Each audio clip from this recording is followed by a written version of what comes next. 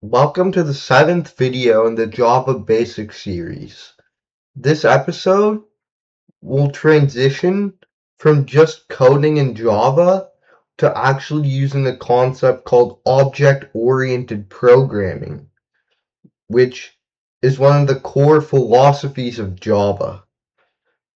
And so, how we'll get started with object-oriented programming is by talking about classes and objects.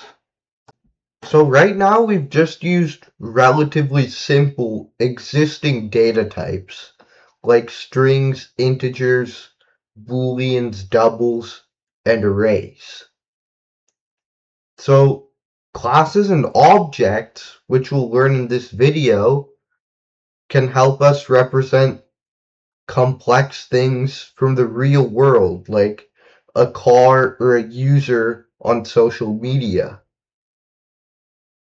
And these complex objects from the real world have data and behavior, which are things that the object can do. So it's important to note the distinction between classes and objects. So the class is a blueprint for the actual object. So it's basically just the design for the object. It doesn't actually exist. So when making cookies, the class would be a cookie cutter, but the object would actually be the cookie. That's the thing that's created from the blueprint or class. And using just one class, we can write the class once, and then from that one class, we can create as many objects as we want, whether it would be 1, 2, or a million objects. So now that we know what a class is, let's start by actually creating our first class. So we've already created a file that we're going to run this in, which is just lesson 7. But what we want to do is create a new class. And let's say we want to create a template for a character in a video game. So we could call the class character.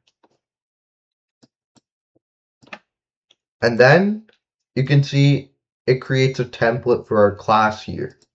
Public, firstly, which just makes it so that we can access the class from this lesson 7 file or any other file. And then class lets us know that this is in fact a class. And character is the name of our class, which we provided. So now, inside these curly braces, what we want to do is define some variables that represent the fields of this class. And these fields represent the data that every instance of this class or every object holds. So each character should probably have a name, an amount of health that they have, and maybe a weapon too. So now we can define it in these curly braces. So firstly, define a string for the name, and then health is a number of health points or HP that the character has, so it should theoretically be an integer.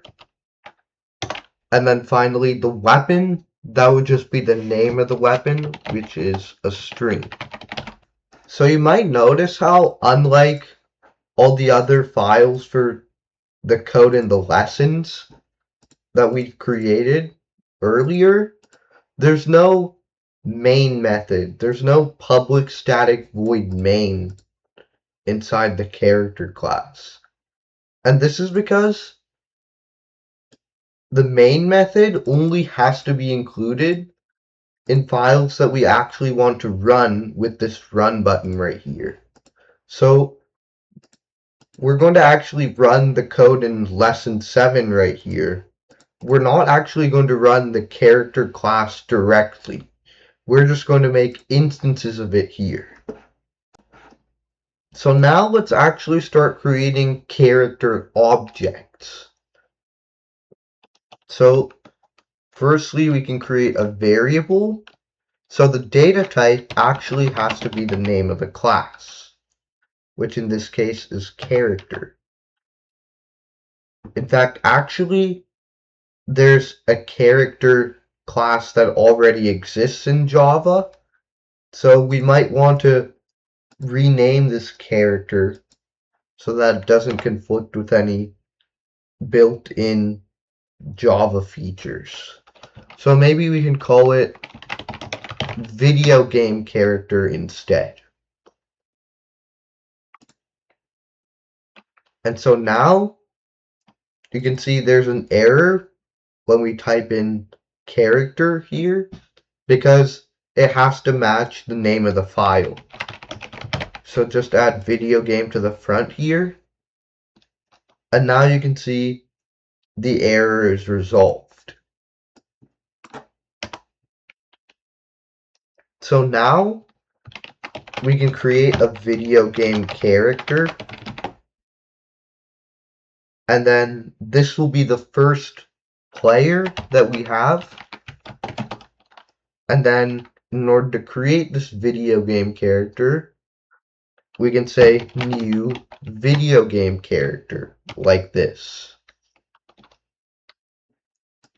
with parentheses at the end of the name of the class.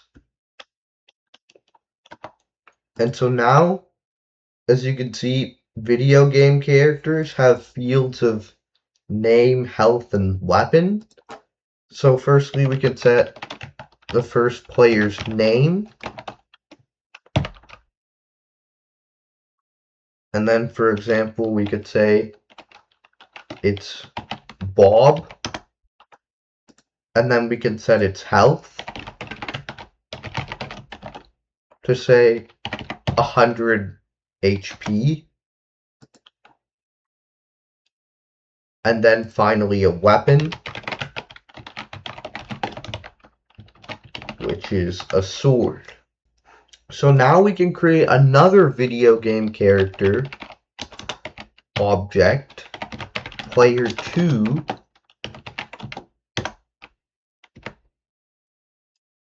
and so this is a new separate video game character, meaning player 1 and player 2 are entirely separate, which means we can change each of the players individually.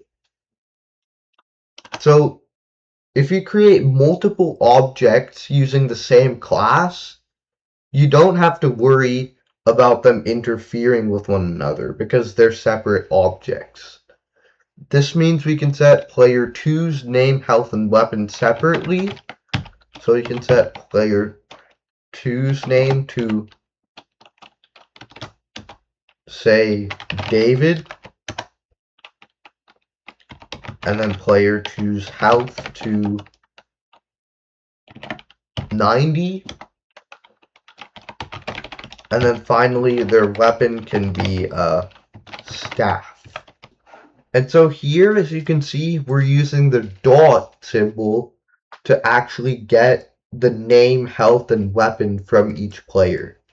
So the dot is basically just saying, look inside this player and find their name and change it.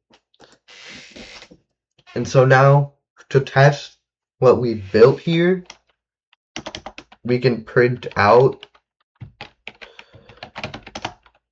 each player's name, health, and weapon. So firstly, we can say, let's start with printing out player 1's information. And then we can say the name of the player has, and then the amount of HP they have. So player 1.health.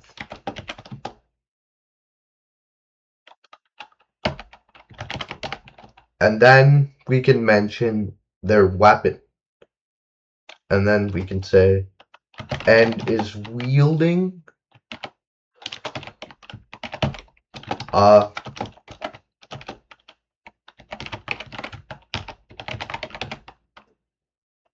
and then put their weapon after this string here. So now we can print out the same message for player 2. So now you can see if we run the Java code, and we can allow Java to access both networks because it's safe. So now you can see it prints out the correct information for each player. So now we know how we can store data inside of objects, but how do we actually make objects do things? So inside our class, we can add behavior to it by implementing a method inside of it. And we learned about methods in the previous video. So now let's try adding a method that'll actually damage the video game character and reduce their health. So now we can create a method here, public, so that it can be accessed from anywhere, and then void, because it'll just change the health, it won't return anything, and then the name of the method can be called take damage. And then the parameter for this take damage method can be an integer. We can just call it health lost. And so now the first thing we have to do is reduce the amount of health by the health that's lost. So we can say health minus equals health lost. So it just subtracts the value of health lost from health. And then from there, it would be useful to know how much health was lost, so we can print out a message to the console. So now we can say the character's name, and we're in the class here, so we can just use name directly because we've already defined it as just name inside the class. So we can just say the player's name has lost, and then number of health that they lost, and then health just as a unit here. So now we can test out our new method by trying it out after these print statements. It would also be helpful to know what the player's health is afterwards. So we can just add and is now at the current value of health. And now it'll show both the health lost and the new value of health. So now we can actually test the method. So now we can start with player 1. Let's say it takes 40 points of damage, and then player 2 takes maybe 60. And now if we run the code, you can see Bob starts at 100 health, but loses 40, so he's now at 60, which is correct. David initially at 90, lost 60, and is now at 30 health, which is correct. So now we know all of our code is working. So unlike methods that we learned in the previous video where we use the word static before the data type void here, the reason why we don't include static is because then the way we would call it is by typing in the name of the class, video game character, dot take damage. So it would apply to the class, not each individual object. So if we don't have static, then each individual object would have its own action to take damage and lose its own health. So static, so the removal of static here is actually intentional. So now here's the ending challenge for episode 7. So what you want to do is create a class, another class that represents a smartphone. So you want to include relevant data like a brand, model, and battery life as a percentage, and make sure to use appropriate data types to represent each field. And so additionally, you want to add behavior along with the data. So write a method called playGame, which has no parameters, that simply prints out a message saying the user is playing a game and reduces the battery life by 15%.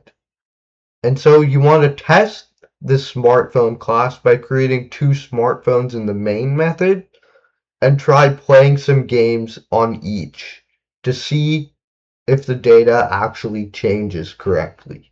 Thank you very much for watching. Like and subscribe if you enjoyed the video, and make sure to look out for episode 8, which will go over more about OOP and how we can protect various fields from being modified when we don't want them to be.